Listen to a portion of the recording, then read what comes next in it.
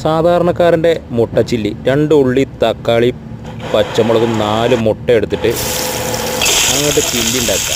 ഉള്ളി അങ്ങോട്ട് ഇടുക, ചട്ടി ഇട്ടിട്ട് വയറ്റിങ്ങോട്ട് എടുക്കുക, നല്ലോണം മോപ്പിക്കുക. എന്നിട്ട് തക്കാളി പച്ചമുളക് ഇട്ടിട്ട് നല്ല കുത്തി അങ്ങോട്ട് വേവിക്കുക.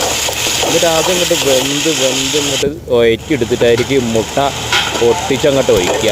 ആ ഒഴിച്ച് അത് ചില്ലിയാക്കി എടുക്കുക. അതാ 4 മുട്ട പൊട്ടിച്ചൊഴിച്ച് ചില്ലിയാക്കിയിട്ട് നല്ലോണം ഇളക്കി പറിച്ച് കുത്തി വേവിക്കുക.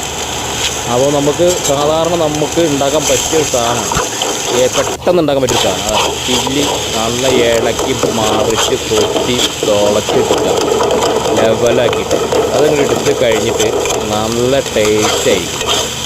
4 മുട്ടയും 2 ഉള്ളിയും 1 തക്കാളി 4 പച്ചമുളക് മാത്രമാണ് അതിന് വേണ്ടത്. അങ്ങനെ സെറ്റാക്കി കിട്ടിക്കഴിഞ്ഞാണ്ടല്ലോ ചോറ് കഴിക്കുമ്പോൾ നല്ല ടേസ്റ്റ് ആയിരിക്കും. ഒന്ന് പരീക്ഷിച്ച് നോക്ക് കേട്ടോ.